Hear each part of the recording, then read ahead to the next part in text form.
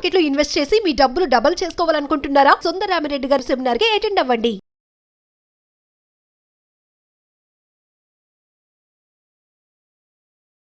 నమస్తే సార్. నమస్తే అండి. Sir, south Korea KOSPI market ఒక్క నెలలోనే 40% కుప్పకూలిపోయింది అని అంటే రీజన్స్ ఏంటి అంటే? లాస్ట్ 1 మంత్లో ఆల్ టైమ్ హై దగ్గర నుంచి లిటరల్లీ 40% డౌన్ అయిందండి. బట్ మనకు అర్థం కావాల్సిందంటే అది లాస్ట్ 1 ఇయర్లో స్టిల్ ఇంకా 60% ప్రాఫిట్లోనే ఉంది. ఓకే. అంటే ఈ సంవత్సరం one of the biggest up trend markets అంటే కొరియన్ మార్కెట్ అనమాట. అంటే వరల్డ్ వైడ్గా ఈ డేటా సెంటర్స్ నుంచి, ఈ ఆర్టిఫిషియల్ ఇంటెలిజెన్స్ నుంచి అంటే మెమరీ కార్డ్స్కి హ్యూజ్ షార్టేజ్ వచ్చేసింది. దాంతో మెమరీ కార్డ్స్ తయారు చేసే కంపెనీస్ ఏంటంటే బాగా ఎక్కువ రేట్కి అమ్ముతున్నారు అనమాట. దాంతో శాంసంగ్ అండ్ హైనెక్స్ ఈ 2 కంపెనీస్ బీభత్సన లాభాలు క్రియేట్ చేస్తున్నాయి ఈ సంవత్సరం. ఈ 2 స్టాక్స్ వాళ్ళ టోటల్ ఇండెక్స్లో మోర్ దెన్ 50% వెయిటేజ్ ఉంది. దాంతో లేదు ఎంటైర్ స్టాక్ మార్కెట్ కాదు, ఈ 2 కంపెనీస్ డౌన్ అయితే అండ్ ఇండెక్స్ డౌన్ అవుతుంది, ఈ 2 పెరిగితే ఇండెక్స్ పెరిగిపోతూ ఉందన్నమాట. అంటే లాస్ట్ 1 వీక్లో ఈ 2 బాగా కరెక్షన్ గురైనాయి. దాంతో మార్కెట్ ఒక్కసారి కొలాప్స్ అయిపోయింది అనమాట. అందుకని ప్రపంచం మొత్తం మీద ఈ పాయింట్ ఆఫ్ టైంలో మోర్ వాలటైలిటీ ఇండెక్స్ ఏదన్నా ఉందంటే it's a Korean market.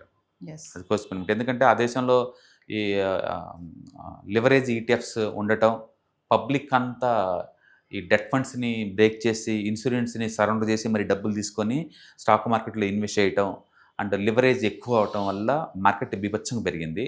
And right టైంలో ఆ కంట్రీ దాన్ని క్యాప్చర్ చేసింది. ఈ సంవత్సరం శాంసంగ్ ప్రాఫిట్స్ ఎంత వచ్చినాయి అంటే గత 50 సంవత్సరాల్లో వచ్చిన ప్రాఫిట్ కన్నా ఎక్కువ వచ్చింది ఈ సంవత్సరం. అంటే ఊహించుకోండి ఎంత స్పీడ్గా పెరిగిందో. ఈవెన్ హైనెక్స్ రీసెంట్గా ప్రాఫిట్స్ బాగా వచ్చిందనమాట. అందుకని ప్రపంచవ్యాప్తంగా బీభత్సమైన ప్రాఫిట్ సంపాదిస్తున్న ఎక్స్చేంజ్ ఏదైనా ఉందంటే ఈ పాయింట్ ఆఫ్ టైంలో అది కోస్పీ సౌత్ కొరియా అనమాట. అండ్ వాలటిలిటీ కూడా అదే రేంజ్లో గ్రో అవుతుంది. అందుకని పెద్ద పెద్ద ఫారిన్ ఇన్వెస్టర్స్ అందరు లేదు, బాగా మూవ్ అయినాయి కాబట్టి ఇదే మంచి టైం ప్రాఫిట్ బుక్ చేసుకోవడానికి అన్నట్టు ప్రాఫిట్ బుక్ చేసుకొని బీయింగ్ చేశారు. దాంతో సెల్లింగ్ పడిపోయింది. ఇక్కడ ఏమవుతుందంటే లివరేజ్ తీసుకున్న వాళ్ళు ఇన్ టైంలో డబ్బు కట్టలేకపోతే క్లోజ్ చేసుకుంటూ పోతారు కదా, అట్లా మార్కెట్ వచ్చుకుంది ఎక్కువ అవుతుంది. అందుకని ఎప్పుడైనా మార్కెట్ పట్టడం స్టార్ట్ అయితే ఫస్ట్ కొంచెం పడుద్ది, తర్వాత ఇంకొంచెం ఎక్కువ పడుద్ది, ఇంకా కొంచెం ఎక్కువ పడుద్ది. ఇప్పుడు లివరేజ్ తీసుకున్న వాళ్ళు మార్జిన్ కట్టలేక మొత్తం కొలాప్స్ అవుతుంది అనమాట. అంతే దాన్ని మనం యాంటీ క్లైమాక్స్ అంటాం. స్మాల్ బిగ్గర్ బిగ్గెస్ట్ వచ్చేసి ఆగిపోద్ది అనమాట. అట్లా కొరియాలో ర్యాపిడ్గా విత్ ఇన్ ద 1 మంత్లోనే ఆల్ టైమ్ హై నుంచి 40% పడింది. బట్ సిస్టమ్ అంతా క్లీన్ అయినట్టు ఉంది. నిన్న ఒక్కరోజే మళ్ళీ మార్కెట్ 18% పెరిగింది 1 డేలోనే. నిన్న శాంసంగ్ అండ్ హైనెక్స్ 23% పెరిగింది సింగిల్ డేకే. ఈవెన్ అమెరికాలో కూడా బాగా మార్కెట్ రికవర్ అయిందనమాట.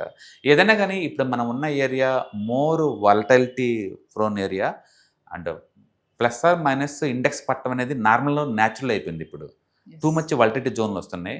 అంటే మనకు అర్థం కావాల్సిందంటే ప్రపంచం ఇంత ముందులా లేదు. ఇప్పుడు ప్రపంచంలో లివరేజ్ ఎక్కువ అవుతుంది, లిక్విడిటీ డ్రై అవుతుంది. జపాన్లో 10 ఇయర్స్ బాండ్ ఈల్డ్ ఇప్పుడు 2.9కి వచ్చిందండి ఆల్మోస్ట్.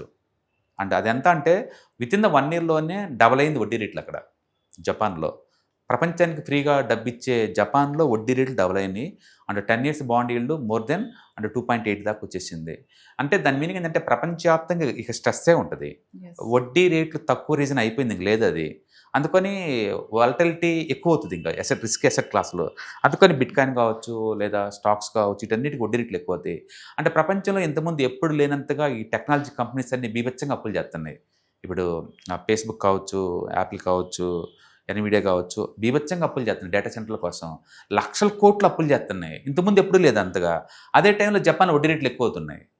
అందుకని ఇప్పుడు ఇంత ముందు ఉన్నంత 10 ఇయర్స్ బ్యాక్ ఉన్నట్టు జపాన్లో 0 రేట్ లేదు. అప్పుడు ఏం చేసేవాళ్ళంటే జపాన్లో ఈ లో వడ్డీ రేటుకి తెచ్చుకొని అమెరికాలో బ్యాంకులో ఇన్వెస్ట్ చేసుకునే వాళ్ళు 5% ఫ్రీగా వచ్చేది వాళ్ళకి.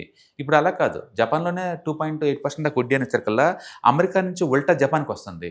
నేను అనుకోవటం ఏంటంటే అమెరికన్ డాలర్ ఇంకా 2 to 5% దాకా డౌన్ అయ్యే ఛాన్స్ ఉంది నెక్స్ట్ 1 ఇయర్లో. అంటే అమెరికాలో డాలర్ డౌన్ అవుద్ది. ఎందుకంటే జపాన్ వాళ్ళందరూ ఎవరైతే అమెరికాలో ఇన్వెస్ట్ చేశారో వాళ్ళు తిరిగి వాళ్ళ దేశం తీసుకెళ్ళడం కోసం అమెరికాలో పెట్టిన డాలర్ ఇన్వెస్టర్స్ని అమ్ముకుంటారు. అందుకని అమెరికాలో మోర్ వాలటిలిటీ ప్రోన్ అయ్యే ఛాన్స్ ఎక్కువ ఉంది. And more over world market అన్ని ఆల్ టైమ్ హై దగ్గరికి వచ్చేసేసింది కాబట్టి వాలటిలిటీ రీచ్ అవుద్ది. అండ్ వడ్డీ రేట్లు పెరుగుతూ ఉంటాయి. ఇంకా ఏదన్నా ఒక్క రిజల్ట్ కనుక బాగలేదు కంపెనీల కంటే ఈ పెద్ద ఎత్తున ఎక్స్పెన్షన్లో ఉన్నాయి కదా, ఉలిక్కి పడుద్ది మార్కెట్ అనమాట. అందుకని డెట్ ఫండ్స్కి రాను రోజుల్లో డిమాండ్ పెరుగుతుంది. ప్రపంచవ్యాప్తంగా వాలటిలిటీ గురవుతూ ఉంటాయి ఖచ్చితంగా. అంటే కాబట్టి జపాన్ లాగానే లేదా కొరియన్ మార్కెట్ లాగానే ఎక్కడైనా జరిగే ఛాన్స్ ఉంది. 1 మంత్లోనే అన్ని తారుమారయ్యే ఛాన్స్ ఉంది. కాబట్టి మనం ఉన్న ప్రపంచం ఎంత అన్సర్టనిటీ అంటే అంటే విత్ ఇన్ ద 1 మంత్ కల్లా నువ్వు ఆల్ టైం లోకి పోతావు, లేదా ఆల్ టైం ఎగిలిపోతావు, ఏదైనా సాధ్యం అవుతుంది అనమాట. టూ మచ్ అన్సర్టనిటీ జోన్లోకి వస్తున్నావు. ఈ టైంలో రిస్క్ మేనేజ్ చేయడం చాలా ఇంపార్టెంట్ ఎవరికి వాళ్ళ పోర్ట్ఫోలియోస్. Yes. అంటే మార్కెట్ భారీగా పడిపోయిన సమయంలో కూడా కొన్ని షేర్లు బాగా పర్ఫామ్ చేస్తూ ఉంటాయి కదా సార్. డెఫినెట్గా కొన్ని సెక్టర్స్ పర్ఫామ్ చేస్తూ ఉంటాయి. కాకపోతే ఇండియా అంత వైడ్ డైవర్సిఫికేషన్ ఏం లేదు అక్కడ. ఎందుకంటే కొరియాలో ఆ 2 స్టాక్స్ వెయిటేజ్ మోర్ దెన్ 60 అండి. 2 స్టాక్స్ 60% కంట్రోల్ చేస్తున్నాయి. అంటే ఆ రెండింటికి ఏమైనా మార్కెట్ కొలాప్స్ అయిపోతుంది. ఇండియాలో అలా కాదు. హెచ్డిఎఫ్సి బ్యాంక్ వెయిటేజ్ ఎంత అండి? 12%. ఐసిఐసిఐ బ్యాంక్ వెయిటేజ్ ఎంత? 10%. రిలయన్స్ వెయిటేజ్ ఎంత? 8%. మన దగ్గర బ్యాలెన్స్డ్ వేలో ఉంది. Yes. బట్ అక్కడ అలా కాదు. ఈవెన్ అమెరికాలో కూడా టాప్ 7 కంపెనీస్ వాళ్ళ టోటల్ ఎకానమీలో అంటే 50% పైన ఉన్నాయి. అందుకే ప్రపంచంలో వెస్టర్న్ కంట్రీస్ అన్ని టూ మచ్ ఐటీ మీద డిపెండ్ అవుతున్నాయి.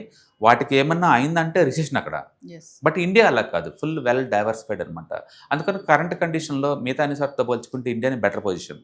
అఫ్కోర్స్ ఈపీఎస్ గ్రోత్ ఫాస్ట్గా లేదనే కానీ సేఫ్టీ పాయింట్ ఆఫ్లో ఎస్. Yes. అంటే కొస్పీ పతనం మరి ఇన్వెస్టర్స్కి ఎలాంటి సంకేతాలు ఇస్తుంది? లివరేజ్ తీసుకొని ఇన్వెస్ట్మెంట్ చేయడం చాలా రిస్క్ అనే విషయం మళ్ళీ ఇంకోసారి ప్రూవ్ అవుతుంది. అంటే షార్ట్ టర్మ్ గెయిన్ కోసం టూ మచ్ లివరేజ్ పెట్టమాకండి. ఇప్పుడు ఇండియాలో కూడా రిస్క్ ఏంటంటే 1,00,000 కోట్లు దాటింది ఎంటీఎఫ్ అకౌంట్లో. ఇండియాలో కూడా పబ్లిక్ వాళ్ళు లోన్ తీసుకొని కొనేవాళ్ళు 1,00,000 కోట్లు దాటారు. కోవిడ్ టైంలో ఇలాంటి కల్చర్ లేదు. కోవిడ్ అది అందుకని ఇప్పుడు కోవిడ్ లాగా కనుక 38% పడింది ఇప్పుడు మార్కెట్లో. కొరియా కన్నా ఎక్కువ మంది సూసైడ్ చేసుకుంటారు ఇక్కడ ఇండియాలో ఇప్పుడు. Yes.